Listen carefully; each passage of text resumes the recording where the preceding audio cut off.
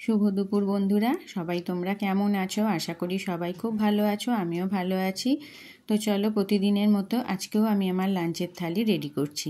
তো কি আছে দেখে নিই। দিলাম প্রথমেই গরম ভাত। ভাতটা একটু হাতে করে সাইজ করে দেব, যা প্রতিদিন করি। দেখো, একটু সাইজ করে দিলাম। আর লম্বা করে আজকে শশা কেটেছি, 2 টুকরো শশা দিয়ে দিলাম।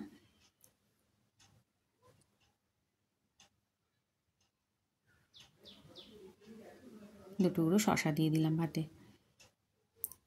আর আজকে করেছি, একজন আমাদের লাউ শাক খেতে দিয়েছে, তো লাউ শাকের খুব সুন্দর কচি ডগ ছিল, তো ওইটা ভাতে দিয়েছি। কাঁচা তেল, কাঁচা লঙ্কা, একটু নুন, একটু কাঁচা পোস্ত দিয়ে লাউ শাক ভাতে মাখা করেছিলাম।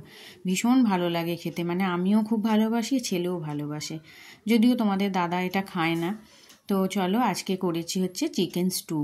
তো পুজোর কদিন ছিল, একটু কষা কষা সব কিছু রান্না হয়েছে, তো ওই জন্য একটু হালকা ফুলকা করে খাওয়া হোক কটা দিন। আবার তো সামনেই ভাইফোঁটা আসছে। তো যাই হোক, আজকে করেছি চিকেন স্টু। আলু, ক্যাপসিকাম, গাজর, বিনস আর পেঁপে এই দিয়ে করেছি একদম হালকা করে চিকেন স্টু। আজকে চিকেনটা দুরকমভাবে করেছি। এবেলার দিকে করেছি ভাতের সাথে, এইভাবে করেছি স্টু। এটা অবশ্য রুটিতেও ভালো লাগে খেতে।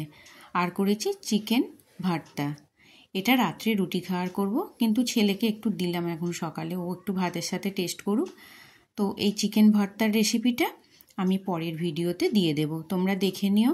খুব ইজি, আর খেতেও খুব ভালো লাগে, রুটি পরোটার সাথে ভীষণ ভালো লাগে। আমি দিয়ে দেব ভিডিওটা।